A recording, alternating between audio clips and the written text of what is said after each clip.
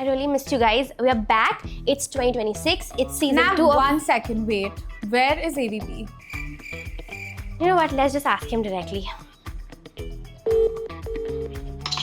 Hello, Where are you?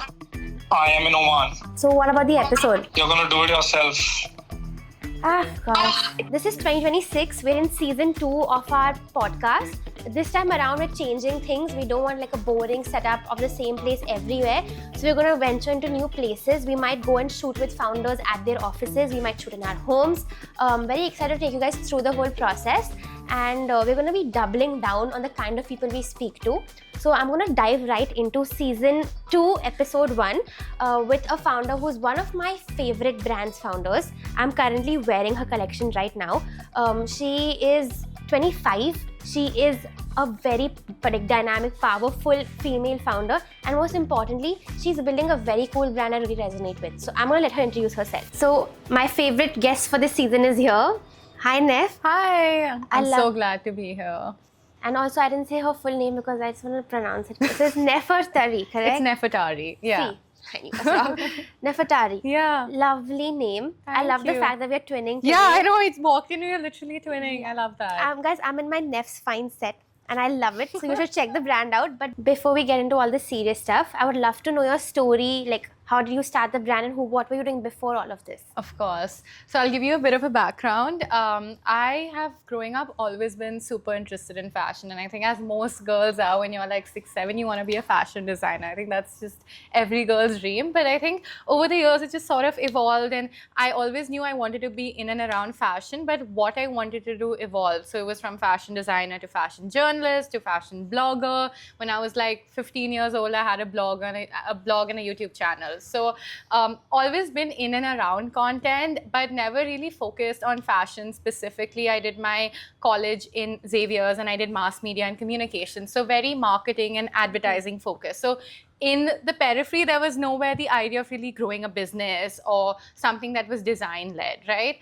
And I think I just sort of stumbled upon it by chance. You know, COVID happened and we all had to go back home. We were 1 year of online college. And I think that was really the time where I had time to really think and see what I wanted to do and how I could sort of work on my hobbies. I think people were picking up gardening, people were picking up brewing coffee. And I was like, you know what, I'm going to start thrifting. So that's really why the finds behind the Nef's Finds, it started as a thrift store. And then you eventually ventured into like producing original items. Yeah. Crazy. So can you tell us a little bit more about thrifting and how was that in India, given that it's a tough market here too? For sure. And I think it was really the time that we started. So you have to go back to the year of when COVID happened, 2020, 2021, malls had shut down, brands were not really operating, people were all stuck in their homes, and there was a lot of time to really spend on social media. And I think also this time a lot of us were thinking about consumption and waste,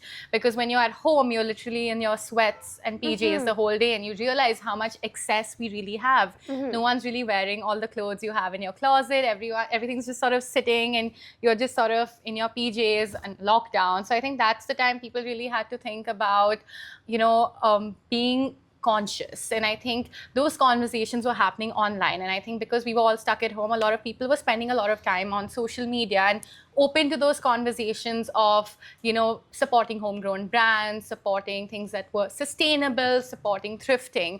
And I think because we started at that period of time, the perception was evolving a bit, right? So that was really the right time that we started thrifting, and we were able to capitalize on it slowly.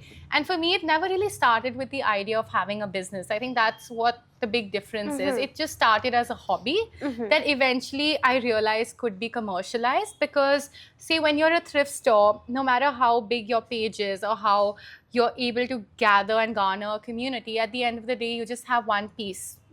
So whether you have 100 people waiting to buy that piece or 10 people, you just have one piece that you can sell. And I think what I realized early on was this is not something that could really be scalable.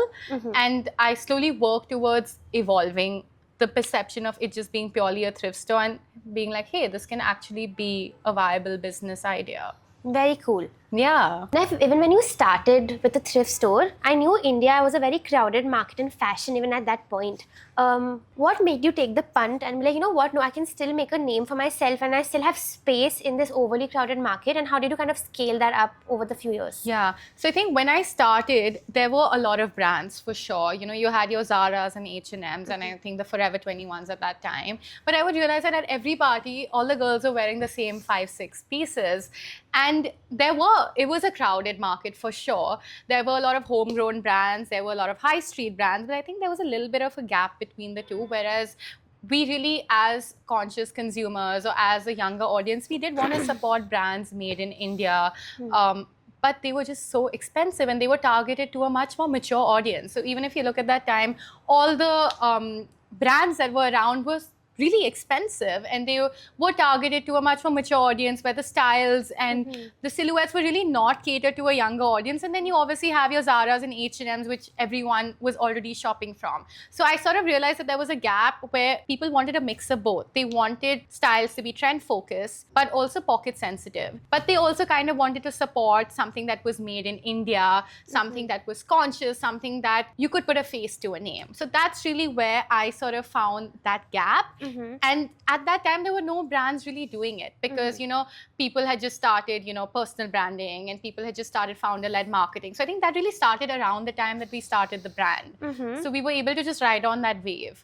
And I think now the market of homegrown brands, fashion specific, is really crowded. But thankfully, when we started, there were not a lot of brands like us that had started at that. Love the kind of look into the future you had at the timing you started with. And this is like digressing from this conversation. How was it designing for Indians? Because I know there's a large range of what fashion preferences look like. Sure. Lots of people want to wear modest and covered clothes, while the other hand, there's also people who want to look and feel a certain way, but not with brands like Zara and H&M. They want to look different, they want to stand out. So how do you go about thinking with this whole big market? For sure. I think when I started, never really started with the idea of a business plan or any strategy with which audience am I looking at targeting. It was really clothes that I found missing in the market.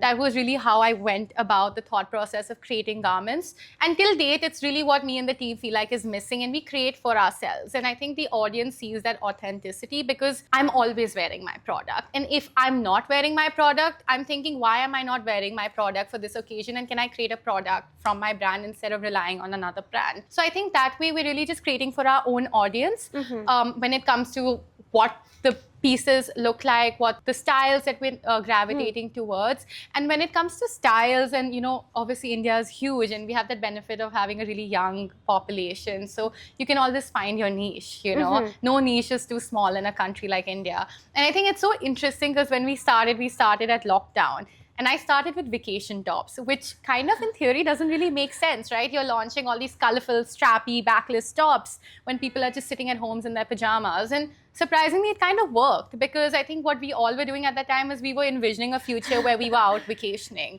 So people were buying for that dream and content was big. So people were buying those clothes, even though they were not practical at all. They were trying them at home, creating content, creating reels.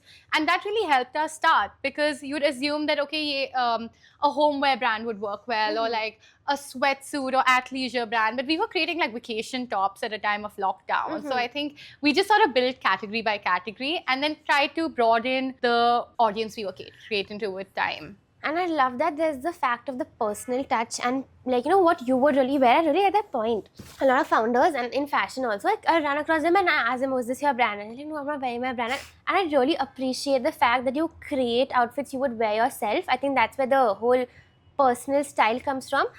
Do you also believe like people gravitate towards your brand because of how you've built taste over time? Like how does your own style come in with or how you envision your brand? Yeah, I think for me, it's always been very personal. And I think that sort of shows in the kind of messaging we bring across on social media. Because at the end of the day, I am the brand.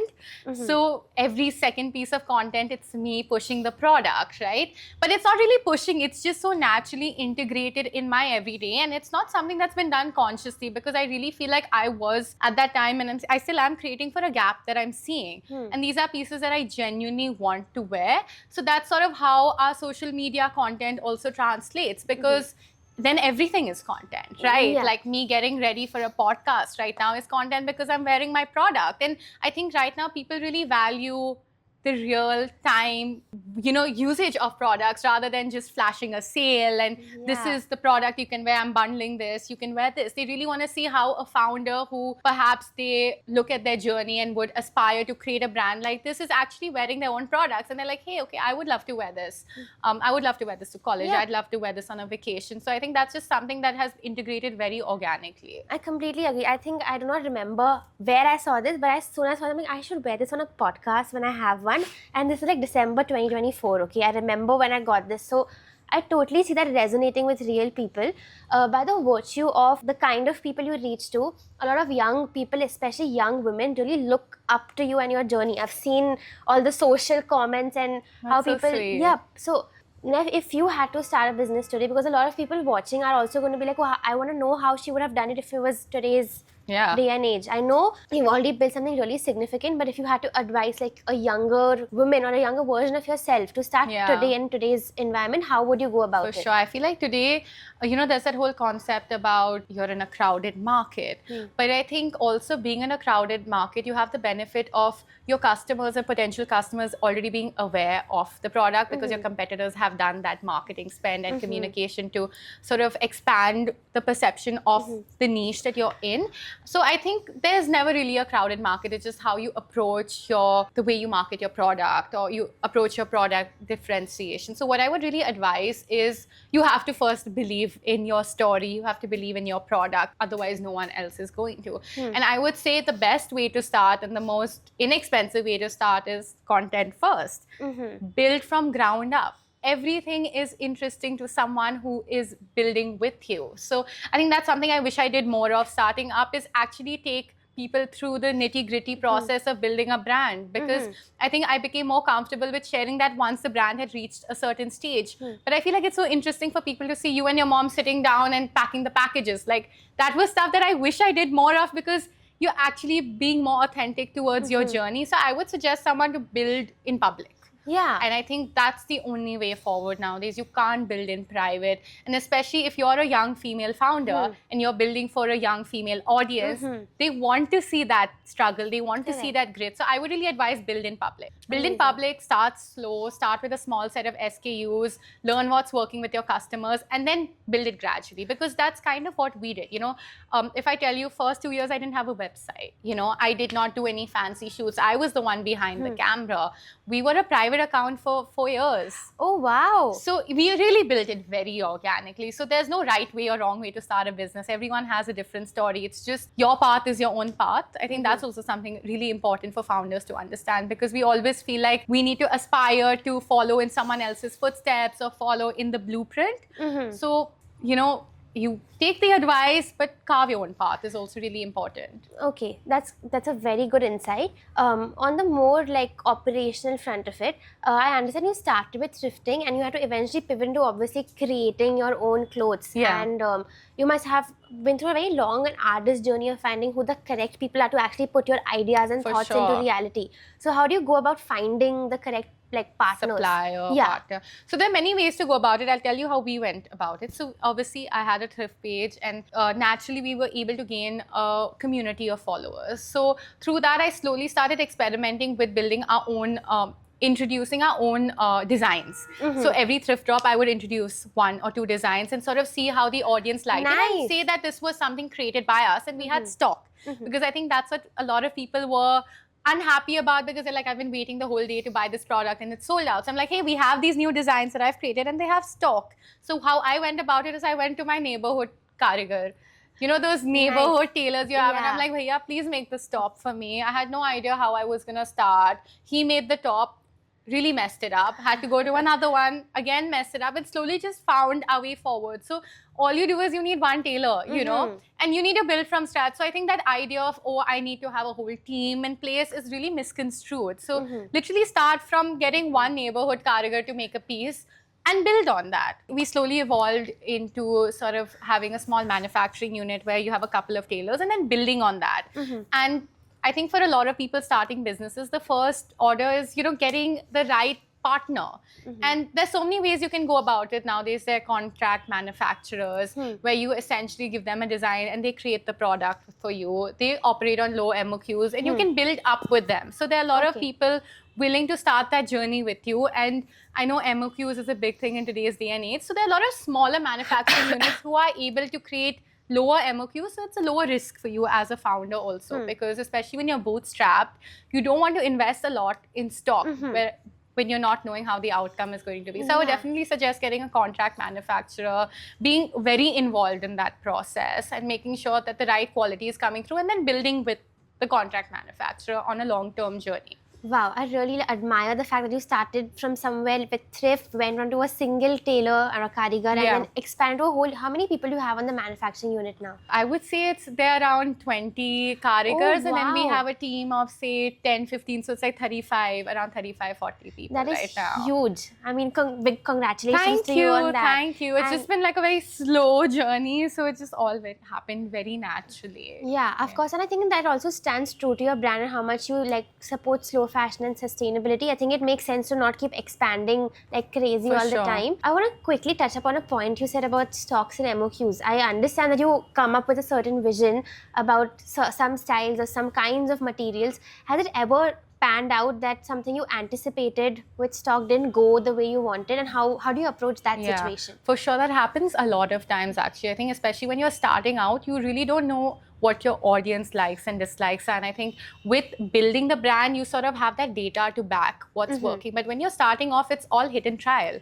So I think what we did that worked for us is we reduced our risk on one product, and we still do it till date. Is, for example, I have a top that I think is going to work well, and I buy X amount of fabric for it. But what we do is, instead of just relying on that one top to do well, with the fabric we create a couple of products with it. Okay. So say if I've gotten 1,000 meters of fabric, I will make sure I have 3-4 SKUs in the same fabric, so I'm reducing the risk on that one particular product to do well. So if you see now in our collections, if we have a print that has been designed in-house, we'll make sure we have a top, we'll make sure we have a modest top, a dress and a skirt. So that way I'm actually de-risking the sort of success of one particular product and the reliance on that. So I think that is what a lot of brands do. You know, you keep huge stock of fabrics, but you de-risk it by having multiple SKUs, and then you have one hero SKU, and every brand has that. You know, in a collection of 10 pieces, you'll always have 3 or 4 SKUs that make up 90% of your sales, and the rest you just needed to make a part of the collection. Not every piece is going to be a hero product, and I think that's something you just learn with time, and data will always back up with us now anticipating what's going to work and what's not going to work. Yeah, I love that. I also think it takes a little bit of time and experience to develop that intuition you have. Okay, I know instinctively that this is going to work versus not work. When it comes to... Sorry, to add to your point also, what really helps is, because we've been big on social media, we try to take our audience through the creation of a collection. So it's not just the final product. Now, if I'm sitting and designing the spring collection, we'll create a lot of content while we're actually planning the collection. So if I go on a sourcing trip, I will maybe create a reel being like, hey, I like these 5 fabrics, girls, what do you guys think? Or when I'm doing a fitting with my designer, we will shoot a reel where I'm genuinely asking the customers, what do you like, this dress in this color or this fabric? And we're getting real-time feedback, which then also makes the audience feel like they've created the collection with us, and they're not just a part of the final story. So I feel like involve your community as much as you can, because they're the actual customers, right? Absolutely. So it's a mix of both, you know, it's a mix of getting real-time feedback and again looking at past data and understanding, because not everyone on social media is also going to buy a product. Correct. So it's a mix of the two, honestly. Yeah, and I feel like a lot of times the follow counts of these pages kind of guides the founder that, okay, everyone is my customer. Yeah. And I'm sure there's a lot of support and love from a lot of people, but you have to identify who can actually buy and pay for your product. For sure. And it's important to have both, right? Because one are the customers who are purchasing, and the others who are maybe supporting our potential customers. They just haven't found the right product. So it's important to cater to both, because you're also nurturing a future potential customer. Absolutely. And honestly speaking, at least with how girls are, you know, you find a Pinterest board reference and like, you know, I knew exactly who will make it for you, and you send it to your friend. For sure. Your non-customers or your future customers are also just like these brand ambassadors for you in some For sure. And I think that's what really helps us when we expand categories, because you unlock potential in another customer, right? Like, for example, we're a Western wear brand, and I think if anyone sort of hears about Nest Finds, you perceive it to be a vacation brand. But with time, we've sort of pivoted and understood that, hey, people are not going on vacations 12 months of the Yeah. year. There are a lot of other occasions that we're missing out on potential. So, we started our staples collection, which we both are wearing, which we're able to wear at a podcast setup like this or to work. And then we also started creating bikinis, a swimwear, and we started our festive collection. So that way we're able to cater to a wider audience who might have originally never thought of purchasing from our brand. And we launched a modest collection in November because there were a lot of people saying that, hey, you're missing out on us. We love your page, we're following you, but you're just not catering to us. I'm not going to wear a backless top. My mom's not allowing, and that's valid. So I think you have to listen to your customers. They're the ones buying from you. And I love that you listen, you took action, you did something. I think they feel even more connected to your brand when they feel heard. Yeah. Which bigger companies just cannot do, right? Apart from that, Nef, I would love to know, like, if I have a piece of clothing, like I'm wearing this, what is the journey? Where does it start? What are steps do you go through before it reaches me? Like, how does that Okay, look? I'll take you through the whole process. So say we're launching a collection in February. We will start our R&D and discussion in mood boards around November, December. And it ideally would be much more in advance if our manufacturing is outsourced. Right now, our manufacturing is in-house. So our turnarounds are much quicker. But we sort of start planning between November to December. This is when we actually start mood boarding, ideating, getting our references together. The designer starts sketching. Then what we do is we sort of understand what the mood is for the collection. So for example, if we're launching a Valentine's collection, you have your stereotypical what people would wear on Valentine's, but also what is trending that year, right? Yeah. So we sort of get everything that in place, and then we start looking for the right fabrics and prints. So we work on it side by side. A lot of brands start with their sketches and then work on their fabrics, but because we don't develop all our fabrics from scratch, a lot of fabrics are surplus fabrics. So we have to work with that in harmony, right? Because that's also another way we consider ourselves sustainable is we don't produce fabric, we are getting surplus fabric, which are all completely great quality, but these are just surplus from mills who are exporting to bigger brands. So these are otherwise fabrics that would go to smaller shops and all, but we're purchasing them in bulk. So we don't have the advantage of being able to customize the fabric from scratch. So we sort of understand what's in the market, what workspaces, what designs we want to create, and then we sort of start sampling. So we have our pattern master G, and we sort of start sampling the designs. Our Karigar makes the samples. I'm the trial model, so I'm the guinea pig with every design. Try them on, sort of come to a final collection, a lot of back and forth, a lot of referencing what our customers want. They keep sending us their Pinterest mood boards, they keep sending us their references, and then really building the collection with them in public, taking them through every process. So once the sample is made, we approve the entire collection. So all the samples are made in S size, which is my size, and then we get an L size model to come in and try the L sizes. And then the sizes are graded in between. So we do XS to XL. So the fit reference is S, and then we get an L model, and then he breaks the sizes in between to do the rest of the patterns. Yeah, so we sort of, the process is then we get the size graded, right? Because we have an L model coming in, and then they grade it in between. So once all the grading is done for S, L, and the sizes in between is when we have our e-com shoot. So we always do our e-com shoot on 2 models so that you can see, because everything looks different, as we change the sizes. So we want, since we are mainly an e-commerce brand, we want people to be 100% confident in the product they're buying. Correct. So once the e-com shoot is done, then we start sort of sourcing our bulk fabrics, and we start getting the collection ready. And then, we start our influencer gifting, we start manufacturing side by side, we start our marketing, the teasers, pre-launch, all of that. And then the product is available on the website. And then maybe we do a campaign shoot if it's a bigger collection. But that's essentially the whole process. So it's like a 3-month turnaround. Yeah. Wow, I cannot imagine how a day in your life would look like. It just sounds like so much is going on. And Every day is so different, honestly. Yeah, and you have multiple collections coming out like simultaneously a lot of times, right? Yeah. Wow, that is insane. So there's swimwear, there is, okay, can you just tell me Yeah, what so I'll tell you pattern how it works. As I mentioned, like I want to create the designs for the seasons that I'm purchasing the product in. So being a young customer, we we have so many different seasons and occasions that we are potentially purchasing garments for. So now if I look at the yearly calendar, we have spring coming up. We have Valentine's coming up. We then have summer, which is really big for us. So we have our resort collection, our swimwear collection. Then we have cotton classics. So we sort of end up doing 6-7 collections a year, and we really break it basis what an Indian customer is sort of would need garments for at that stage. So, you know, when Coldplay was coming to India and Jan, you know, was full of concerts, we created a concert specific collection because that is actually what the need was at that time for our potential customers. So I think it's really understanding what our customers are purchasing. Like even Diwali, we released a festive collection.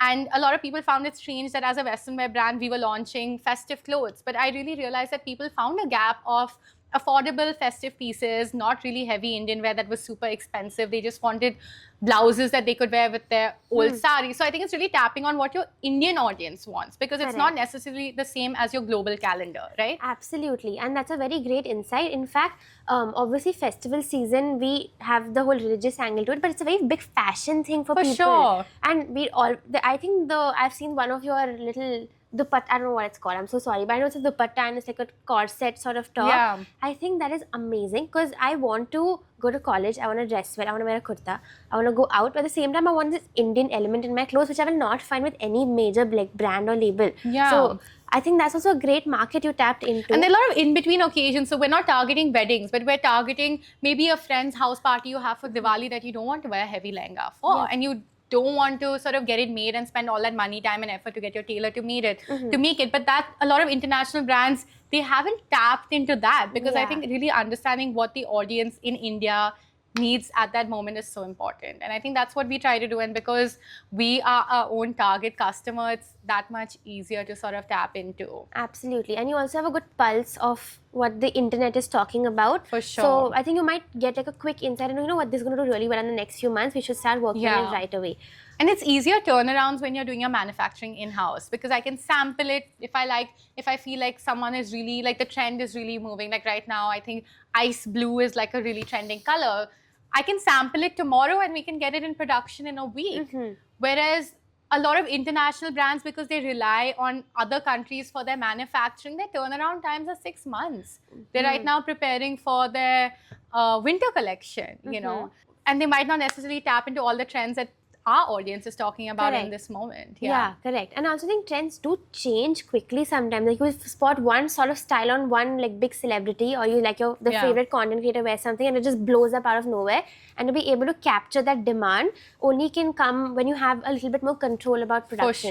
For sure. That is very important. And I think especially as a young brand, no matter how you want to be evergreen, people are tapping into trends. And if you're not able to give them what they want, they're going to look at someone else. Amazing. So very, very insightful so far. Now, my bigger question is, fashion in India comes in many, many price points. For sure. We have the Zudios and the West Sides now that knock off the bigger brands. Yeah. I'm sure some of yours also. In fact, like in Bombay where I live, there's this market called Irla, and I will see like fake bonkers. And I'll see like, you know, I didn't know you could knock off Indian brands also.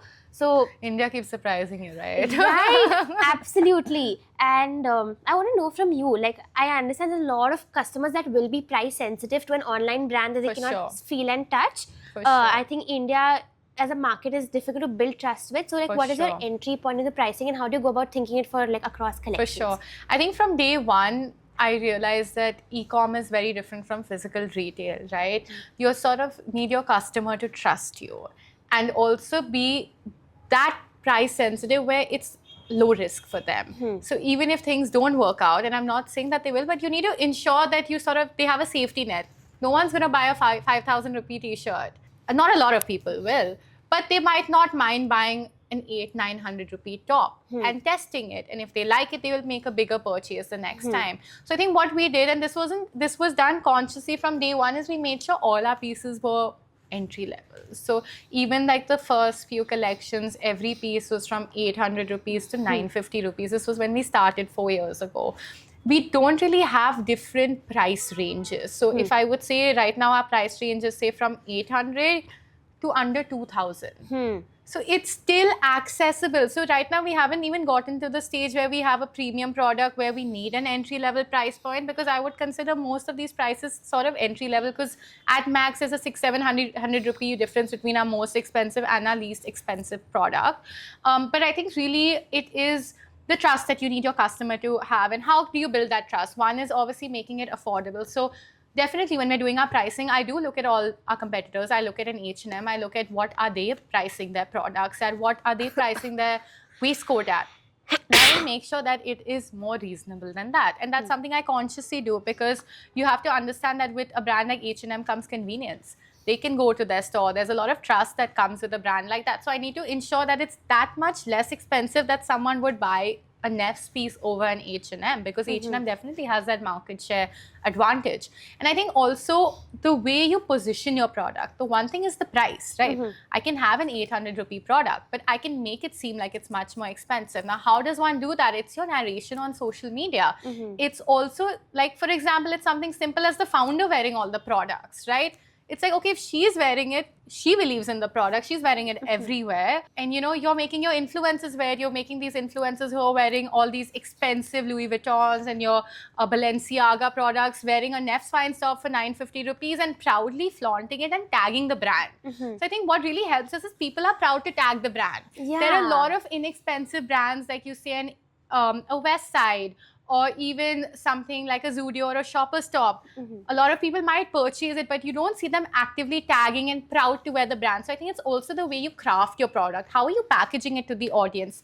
Are you selling a story or are you selling a product, right? And I think with us, we really try to sell a story. We try to make sure that the content comes across as inspired by where you can wear the product rather than just purely products. So you'll never see e-com pictures on our Instagram because we're not pushing product, we're pushing the story behind the product. So that kind of elevates the way you perceive it. Now, if you have all these influencers, like if you have a Khushi Kapoor or Sahana Khan wearing a product whilst they're carrying like an Hermes Kelly, you are going to sort of position the brand as being more expensive and better quality. So I think it's really how it comes in tandem, right? You have to have your perception, your social media in line with how you want your brand to be perceived, and also get the right people to wear it and craft that narrative and spend on that, because that is then what people are buying into more than buying into the price of the product. Correct. And I love the fact that you brought up association, especially now, because I see someone who would be like an A-list celebrity and I'm like, you know what, I can wear the same things they're wearing and I think it looks as good as it would like as a premium brand, but I still can afford it and have it in my closet. Very, very admirable. One of the interesting things that you mentioned is the association that your brand creates. I think you were featured in some major publications this year. Like, would you want to talk about that a little bit more? Yeah, we got a Vogue feature, which is insane. And I think for the longest time, I thought Vogue was really out of reach, because you always associate Vogue to be with these super luxury, premium brands. And the fact that, you know, Vogue featured our products, featured a lot of the pictures. They were covering a story. We got a Cosmopolitan feature last year as well. They really help with associations, right? So again, you're like, this is an 800 rupee top or a 950 rupee top, and Vogue is featuring it. Cosmo is featuring it. And they're featuring it in a spread where you have products priced between 15 to 50,000. So that's where you can really stand out, because our audience, you and I are not, or maybe I'm not buying a 15,000-20,000 rupee dress. It's more attainable. And then you're also seeing it on an aspirational publication or an aspirational public figure. So they sort of come together and you're like, hey, I'm sold. Yeah, and that's really great. You know, in fact, I feel like just because of how quick fashion changes now, I find it difficult to invest so much money into one big piece. For sure. And especially if it's a statement piece, how many times am I going to Exactly, wear it? Like, exactly. Something like the Staples collection is a staple. I will actually wear it multiple times. And I look great doing it every time. Love the philosophy you've built this with. And as a brand, it's important to have a mix of both, right? You want people to have staples. Like, for example, the trousers that you're wearing, you can wear it with multiple tops. But you also want some statement fun tops where, okay, yeah, I'm just going to wear it for a concert and I might not wear it until the next concert. And and at our age, you are going to have a balance of the two. Absolutely. So, Neff's Fine is primarily like an e-commerce and online brand. I know it comes with its own sets of challenges, where you have your advantages of being able to deliver everywhere in the world. Are you worldwide right now? We ship internationally. That's crazy. But I also want to know about the whole, so two aspects of it. Firstly, like returns and sizing. How do people figure what looks good on them online? How do you make sure to make it simpler for them? Yeah. And secondly, the biggest problem I think fashion founders talk about, the return to origin, RTO, that you Oh my God, order a COD yeah. thing and Yeah. you never pay for it, it goes back to you, it gets Yeah. lost, it gets damaged. For sure, Both of these. for sure. So I think I'll answer the first part first. When I started off, obviously started it very homegrown, limited knowledge. We only started with 2 sizes, okay? And this was really not scalable, nor was it inclusive. And I think this is something like immediately we started growing towards is more sizes. Now, you can have as many sizes, but you don't know how people perceive their size to be, right? So I think what was very important was also ensuring that each and every product is photographed on 2 models minimum. So right, a lot of brands don't do that, right? You'll see a lot of brands showcasing, say, a large size model wearing the product, but then they're not showing an S size wearing the product. And I think you want to see people looking like you wearing the product. And I think that's something that really helped us, because sizing just becomes so much easier, right? An S product is not going to look the same on an L, and vice versa, because you're catering to a different body type, you're catering to different features that they prefer to enhance. And I think that's what we really did, is ensuring that as many people are seen in the product, which just helps the decision making even better. And I think something that we started is we started a separate Instagram account called Nefs on You, because so many times we can't really relate to the models we see, right? So we created this account purely to just share content of our customers wearing the product. And I think once you see so many different types of people wearing the product on vacation, around their everyday real-time customers, you sort of create more trust in the brand. And I think those 2 things have really helped us when people are confused about sizing, because we ensure that our customer care is very, very effective. You know, whether it comes to DMs or mails, someone is always there to help out with what size fits you best. And I think seeing more people wear your product just makes that decision making so much easier. Now, obviously, being a bootstrap business, a lot of policies are catered towards things that we are able to execute. And I think because, you know, we are starting and growing, the way we've really been able to make the business flow is having certain policies in place. Now, these might not be the same policies you'd see from a bigger high street brand, right? But these are policies that are able to make our brand grow effectively and healthily. So what we've done is, you know, we are as transparent about our sizing. We help our customers with our sizing. We do offer exchanges as well.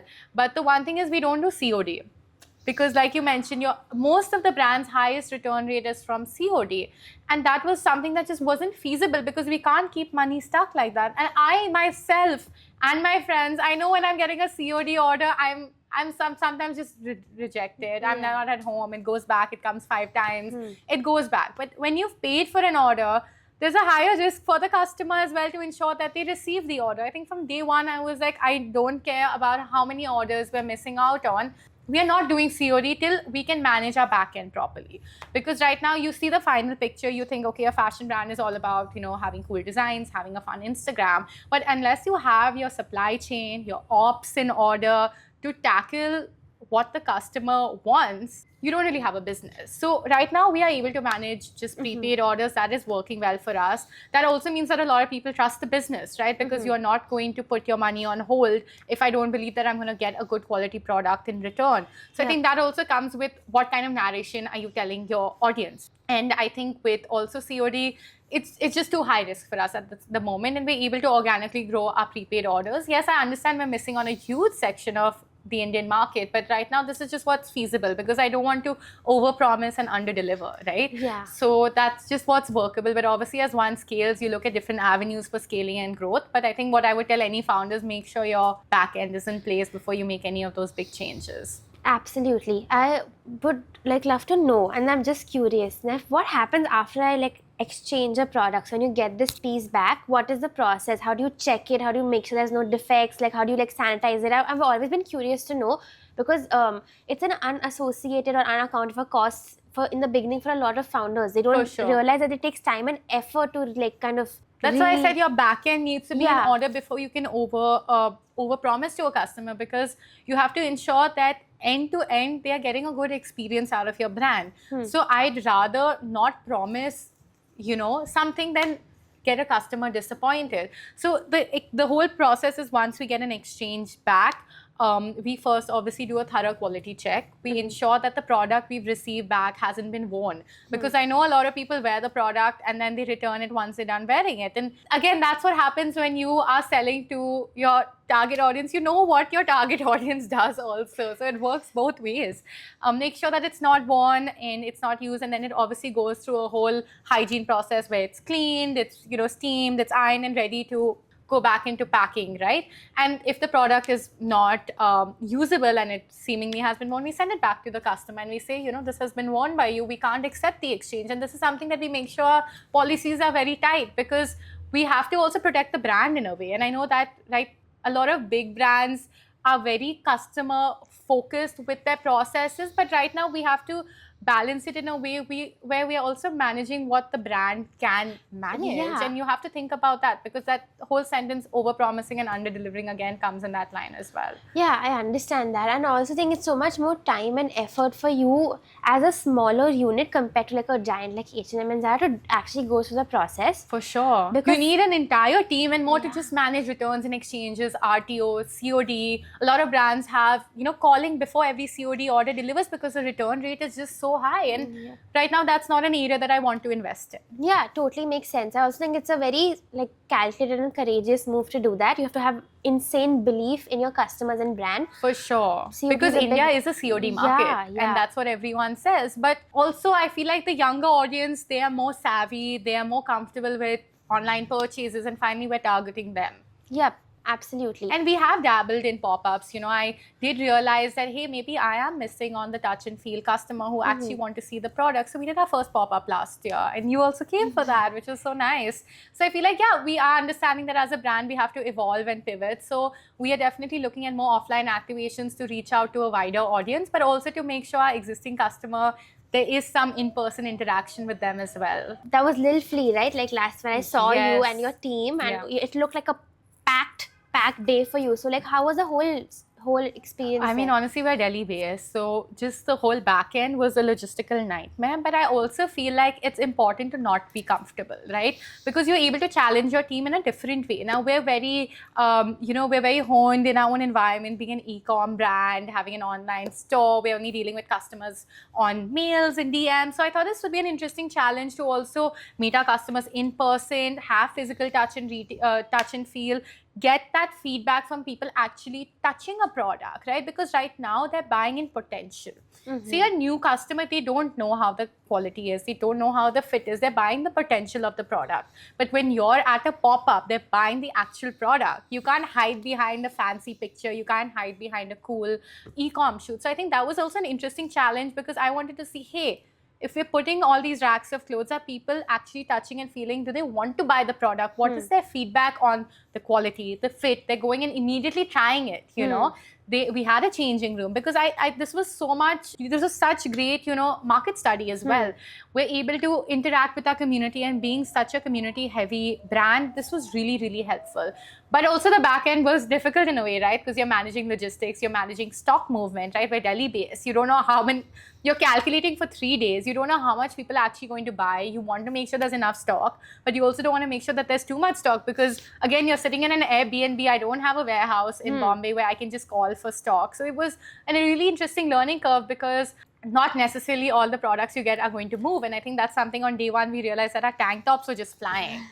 And now in hindsight, I wish we had got more stock, but that just, again, everything is a learning curve. So I think Correct. just having a pop-up makes you just equip the business in so many other facets. We got to meet our community. We got to understand real-time customer feedback, team bonding. There's so much that it can come out of a pop-up like this. Yeah, and also like very niche geographical understanding. You're in For Bombay, sure. it's always hot. So I'm not surprised the tank tops like just flew by, right? Yeah, and honestly surprising, because even though we're based out of Delhi, majority of our orders are coming from Bombay. Yep. So it was really nice to meet our community in person as well. That's amazing. I also would love to know your whole marketing in general. Like, how do you approach it? Because I know you're building a personal brand. I really love watching your whole insights into what you're doing. I'd like to know what a founder's life looks like. And while that's going on, what is your whole approach to marketing with Nefs? So definitely, I think content has always been in and around.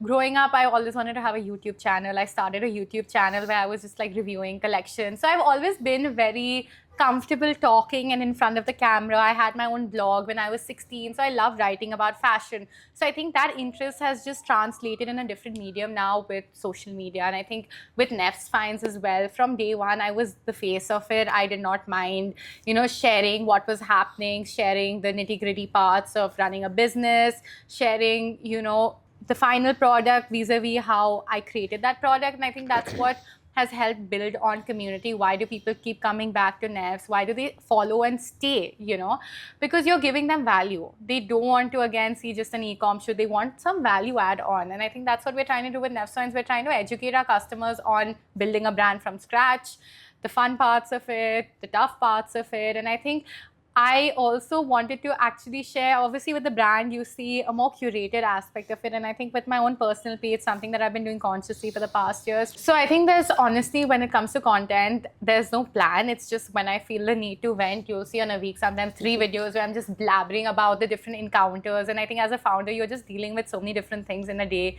You're wearing so many different hats. Sometimes you're the face behind the brand, sometimes you're working on design, you're dealing with manufacturers, and there's so many interesting nuances of interactions that happen as a result of that. Even you're hiring new people. So I feel like it's so interesting to share that personal aspect because it doesn't work on the brand's page, right? So I think this works on my personal page. I try to also share a lot of where I'm actually wearing the product, how my weeks work. I feel like it's important to build that sort of association where they can associate a face to the name as well. And I think that's what I'm trying to do with my Instagram. So it's not really very intentional. It's more whatever naturally comes out. I think it kind of just amplifies the effort and love you put into your business also. Like, I know it's a tough business, but when I see you going through the whole process of it, I'm like, okay, this one piece actually requires so many hours and so much love from a specific person.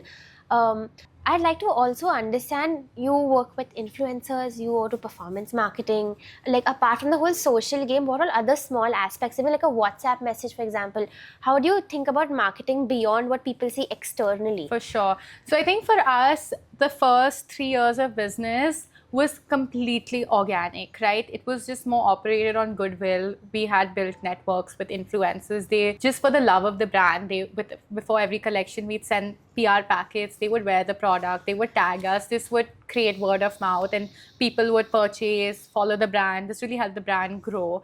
So obviously from day one, our creator community has a big, and I think that's for every brand right now, it's important to have a good creator community. So the first 4 years, we were a private account. So there was no way we could really explore marketing. And then I realized, okay, we need to pivot. We need to evolve. And then I was like, what are we missing out on? We are too community, too closed off being a private account. This is a brand that is scalable. We are affordable, we are accessible, and I want to reach the brand to a wider audience. So that's where I was like, okay, at 150,000 followers, I was like, we need to open the page. Let's start performance marketing. Let's see how it goes, right? What's the worst that can happen, right? You're trying something new. And I think as a brand, you should always be trying something new. You should never be comfortable. So we tried something new, and that way we're reaching a much wider audience. So right now we do performance marketing. We do it across Meta and Google. And that's really been able to get the word across. You're reaching to a wider audience. You're sort of communicating more effectively what your product is, because I think when you're putting an ad, the communication is very different from your organic socials, right? On organic, you're sort of selling a story. On an ad, you want immediate conversions, right? So these are two interesting ways to go about content, but you also don't want to make your ad seem too salesy where you're sort of just pushing on prices and numbers. You still want to make it interesting. So that was an interesting challenge for us. So right now we do performance marketing. We also obviously do our WhatsApp retargeting, abandoned checkout marketing that happens when we don't do email marketing at all, because again, it's understanding your audience does not open their emails. I think WhatsApp is something we dabble in, but again, it's mainly social media focused. We do explore obviously other avenues of social media. We do post on YouTube. We create longer form content on YouTube. We do post shorts. Again, just showing people more of the story is important. We are active on Pinterest. So we really try to diversify our social media presence. And I think the one other marketing thing is performance marketing, and then obviously pop-ups, and we do a lot of community events. So that's something that's big for us right now is community, and how can we activate our community where they feel like they're a part of something bigger than just following us on Instagram. So I think last year we started with offline events. So we made sure to, I think a lot of brands, what they do nowadays is they just invite influencers for events. And although the brand is the face of the brands are influencers, but the people actually purchasing are your customers. And I think that's something we realized early on. So from day one, any event we did, we made sure to have a balance of both creators and customers, because they together form our community. It's not just influencers. So I think making sure that our community is more active in person, meeting them in person, is also something we've been intentionally doing since last year and are spending our marketing budgets on as well. Yeah, I think that's a very natural next step, obviously, because that's the only way they can interact with you For sure. in real time. And I love the fact, and I just dabble in events once in a while for the few brands. I think the biggest difference is community you build is not just the influencers, it's the correct balance, and the fact that you can bring these people together over something for the love of fashion. I think it's such an emotional thing. Yeah. It's so personal. So apart from them like interacting with you, they also interact with each other. Yeah, and it's like a community you're creating, and they interact with each other. And we're a brand that we're a girls brand, so it's like supporting girlhood. It's a nice way to interact with new people, and I think people are not like a part of us because purely our products. It's they've been a part of the story. So every time I meet someone, they're like, I've been following you since you were a thrift store. Or, I remember when you made this video, I started following you when Tara Sutaria was. So they feel involved in the success of the brand also, which is a really nice feeling to have, right? They're not just associating their knowledge of the brand to a product, which maybe that is the case with an H&M or a Zara. Like, I'm really not invested in the story, or an H&M is never going to call me for an event where I'm going to meet other like-minded customers. So that's very product focused. So we try to make a more 360-degree wholesome narrative to the brand as well. Wow, I really like the whole evolution of how your marketing started versus where it's gotten so far.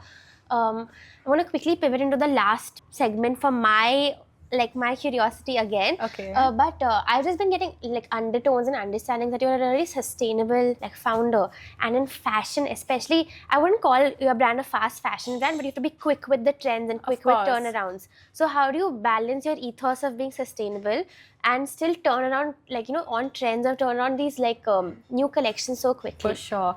And I think that's a very valid question. And I think sustainable has been such a buzzword the last few years. Every brand is like hopping on it. So we don't even outwardly call ourselves sustainable because I feel like everything that we're doing should be coming naturally. Now, every brand has different levels of being sustainable. No one is ever completely wholly sustainable, but there are small steps that we can do to be more conscious. And I think what we would consider ourselves is a conscious brand. We are conscious of the waste. So for instance, we started as a thrift store, right? Now, an interesting way we try to get that back is we started a page on our website called Revived Finds. So these are all the samples, all the pieces that didn't make the final cut, all the rejects on that page at extremely subsidized prices. That's the way we don't have a lot of wastage for our products, and these end up going to an NGO, the sales from the Revived Finds. And another thing is a lot of wastage happens when it comes to fabrics, when it comes to cutting of fabrics. So every month we donate the whole lot of kgs. It ends up coming to 300-400 kgs of product to 2 NGOs who actually employ rural women to create bags out of it, which they then sell it. So and we've collaborated also with a college that does that, and they end up making products in the rural areas. So they sort of convert the fabric wastage into something meaningful, and you're getting to support the rural women, and we sort of donate that fabric. So that's one aspect that we do to sort of be more conscious. And the other aspect is we don't overproduce. So we don't really build on a lot of stock. Because we have a manufacturing in-house, we are able to manufacture according to demand. So we don't end up having a lot of excess stock. And, you read all these stories of these landfills full of stock, and, these Zaras and H&Ms overproducing, overconsumption. So we're really mindful about how we even plan our quantities before launch in a way we don't overproduce. And even if we do overproduce, we never discontinue styles. So I think a lot of wastage also comes from discontinuing styles, right? Everything is so seasonal, you discontinue it in a month because, hey, it's time for a new launch. So even if you see some of our best sellers from 4 years ago are still on the page because they are evergreen in a way. So I think that's the way we sort of keep that in between trends and pieces that can be worn throughout the year. Like this top we launched 3-4 years ago, and it's still one of our best sellers. So I think it's that fine line between, okay, I'm targeting a trend that might be trendy right now, but I need to make it in a way where, say, 1 year from now, that style is still usable in your closet. It's not so trend focused where you can't wear it after a couple of months. So we try to form that in between where things don't really go out of style, right? So that's the way we target trends. And then the other aspect of your question is, when we're planning collections, we do sort of a lot of collection launches. So say we are doing 6-7 collection launches in a year to target the different seasons and needs of the customer, but we do very small launches. So for example, even if I'm doing a launch, I will launch not more than 10 to 12 pieces, which on the larger scheme of things is very, very small for a brand to be doing every 2 months, especially a fashion clothing brand, because you have, again, the bigger high street brands launching 100, 200 styles every month. So in the bigger scheme of things, these are very small quantities that we play with. And we also make sure that the fabric that we're purchasing is used, again, in multiple SKUs, so we're not creating fabric wastage. So there's so many small things that we do to be more conscious as a brand. And we're obviously always working ourselves to being more conscious, more sustainable in our own right, but also not over promising on that, because we are a work in progress and we just keep learning from what's working and what's not working. But we try our best to just be in the right side of things. And I really admire the fact that you also work with your wasted or the not-used Yeah. products. I think that's very great. You get to support so many women, so many young For people. sure. It's very cool. Yeah, and that's Like- something we actually just started 6 months ago. And I think it's really cool to see the way the fabric, the katran, it's called the wastage fabric, actually comes to life and the whole process behind it. Wow. That's Yeah. insane. Nev, I had a great time talking to you today. It was so nice. Yeah, I've learned so much about the fashion business. I've always been curious. Yeah. And thank you for so gracefully answering all my questions. Of course. I loved all the questions that you threw my way. It was so much fun. I have one final question which I like to ask Okay. all my guests. Okay. So what's next for you and what's next for your brand? Okay, I think what's next for the brand is just really building on it. I think we want to grow on categories. I think my main focus is being a full look brand. So again, like I mentioned earlier, when I'm looking for an outfit, what am I missing out on? Why have we not hopped on that category? And how we can gradually build the brand category by category. I think also just looking at scaling when it comes to more in-person events, more pop-ups, more touch and feel is something that I can see immediately happening. Yeah, amazing. We wish you all the best with everything. Thank you so much. And thank you for giving us your time today. Of course, it was so nice being here. Thank you.